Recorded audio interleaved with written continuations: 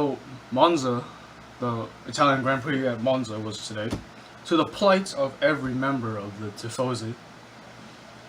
But before we get to Monza, a lot has happened to Williams, apparently. So, Williams has been sold to Doralton Capital, investment firm in the U.S. based in New York. I kind of looked into the company, and they're just kind of like an investment firm. They have investments in like healthcare and other stuff like that, and they just invest in a variety of things. Which I mean, I guess was the best for Williams. They are kind of I don't want to say dying, but they are struggling to keep the team afloat. So I guess it makes sense that the family sold the team. But I think the big shocker of all this was that the Williams family has decided to step away from running the team and all that. And I think that came as a surprise to everyone because there's some speculation going around that Doralton offered Claire Williams, the job to continue, but I think she chose to decline. And, I guess I feel for her, she's been, I don't want to say she's been struggling, but I'd say she's been trying her best to keep the team afloat. They're basically just like surviving. They've been taking pay drivers and stuff like that. And I guess at this point, the Williams family just doesn't want to deal with it anymore, so they just like gave up ownership of the team. And Doralton Capital apparently is going to be keeping the name Williams, so Williams will still be on the grid. I think it just kind of sucks to see that, a small independent team like Williams is now no longer like small and independent. They're now kind of like they've been bought out. And I guess if you guys have watched Netflix, the Drive to Survive documentary, I think it was season 1, episode 3. Claire claims that she wouldn't sell the team over her dead body. Okay. Okay. But, so Monza was the last race the Williams family would be full owners of the Williams team, and from today forward, Williams is no longer going to be run by the Williams family. And I guess you can say, as they've all been saying, that's the end of an era. I guess I hope Doralton Capital brings Williams back to the success story that they once were. Aside from that, of course, like I said earlier, Monza was today. And what the oh my god, what? What? To say today's results were shocking, I think is a bit of an understatement because oh my god. I mean, damn. Like, damn, Pierre, oh my god. Like, holy shit. Like, Pierre started, where did he start? He started 10th. And he won the race.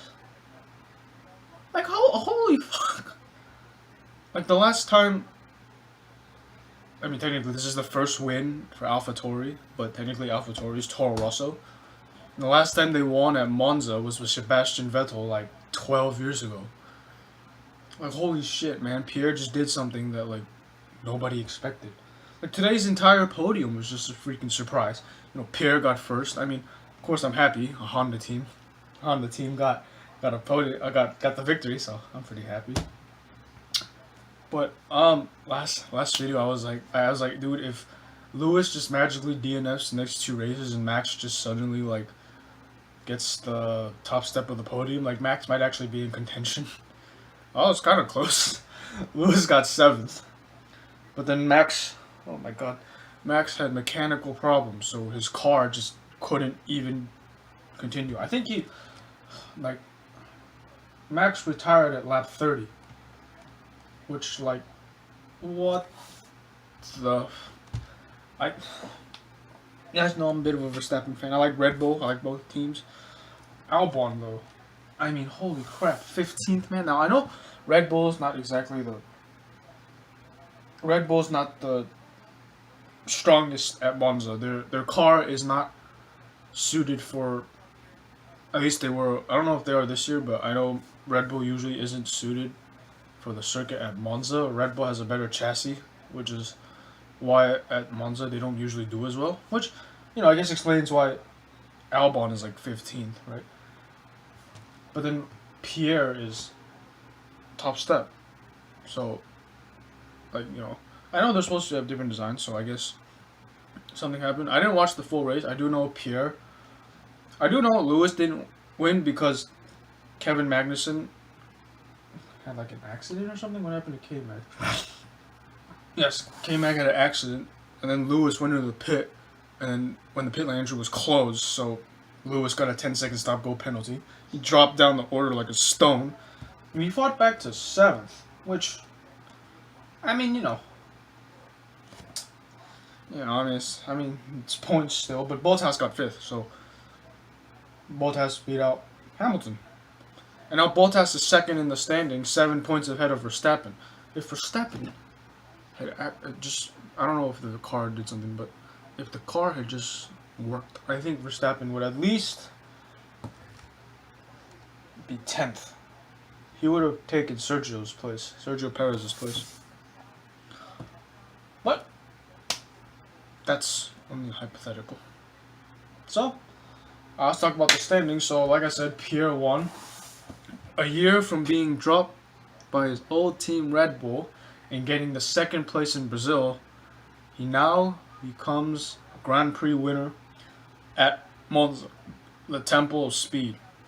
The circuit where Ferrari was supposed to dominate. And what happens to the Ferraris? They are down.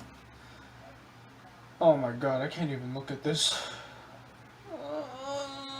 Both Ferraris didn't even finish. Vettel had brake failure on lap 6. He literally could not stop the car. He went through the runoff road. And Leclerc, I don't know if it was brake failure, but the back end stepped out. He ran into the tire barrier and caused a red flag. Oh my gosh. What the hell was today's race? Oh my god. And then, so Carlos Sainz got 2nd. I like McLaren. Cool team. Lando and Carlos are both very interesting drivers. But I think Carlos is scratching his head right now, wondering why did he sign a 2-year contract with Ferrari? Now, unless in a year Ferrari magically become better, right? Then okay. I mean, maybe they do, right? 4th, Lando Norris. So, Danny Rick is going to McLaren next year. So I guess he has. I guess he's real excited. McLarens are doing really well this year. 5th, the highest placing Mercedes was Bottas. Oh my gosh, man! I mean, I'm happy Mercedes isn't winning, but then I also kind of feel bad because yesterday after qualifying, on the one of the television screens, it said Monza would be Lewis's 90th win. He didn't even win today, so that's gotta say a lot. That's gotta hurt. Formula One is jinxing Lewis. I think they gotta do it a little more, bring some variety into the podiums and stuff, But Daniel Ricciardo got 6th in the Renault, which, I mean, compared to last week, 2 places down.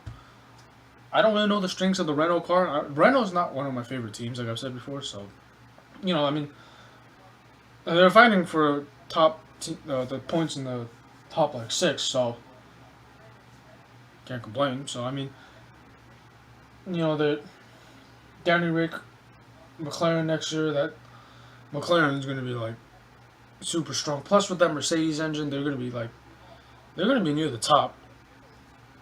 That's all I can really say about his move to McLaren next year. After Danny Rick was Lewis, of course, the 90th race win for Lewis. I mean, that stop-go penalty really hurt him. I mean, he was doing pretty well up until that point.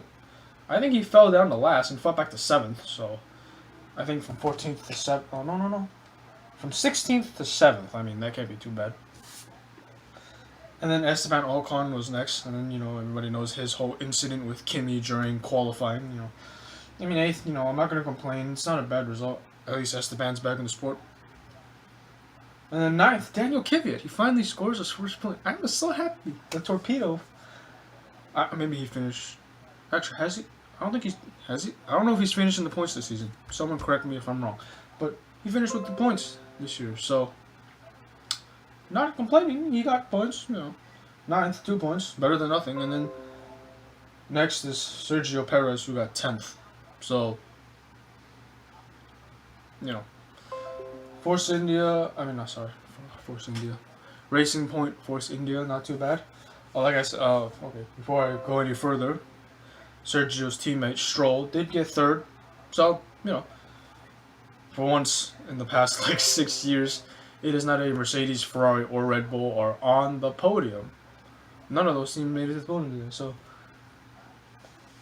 brought some variety to the sport. The one race I don't watch always happens.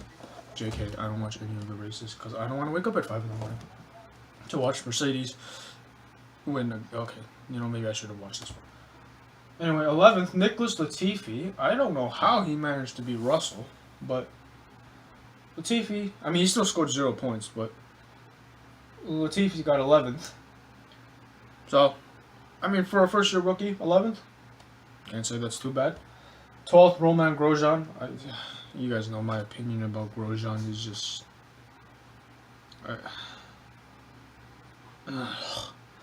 you guys know my opinion about him. He's not one of my favorites, at all. And 12th, Haas this year. At least it's a Ferrari power team, so they're probably not going to be doing too hot. And right after Grosjean in 13th was Kimi Räikkönen, so... I guess Grosjean can say he was the highest placing Ferrari today.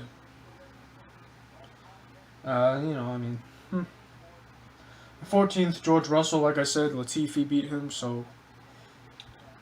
Russell is connected to that Mercedes drive, so I hope he gets in there one day. But, Russell's 14, 0 points. Like I said, Williams has been sold. George obviously is really sad about that, but he obviously, team's going under new management, so maybe George will get a better car. That's all I hope for. 15th, Albon. What can I say? Red Bulls are not the most suited for power-based circuits. So 15th out of 16 cars. I don't know. People have been saying Albon maybe going back to Toro Rosso and Gasly might be going. You never know. Pierre hasn't. Helmut and Pierre technically haven't ruled out going back. So Pierre going back. So you never know. Maybe he will. And last but not least, Giovinazzi, 16th.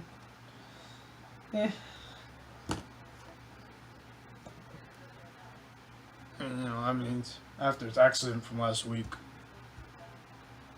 I really don't know what else to say. 16th for Gio. Sauber is not one of those teams that generally is a team that competes for the championship, so grand scheme of things, I guess he's doing alright.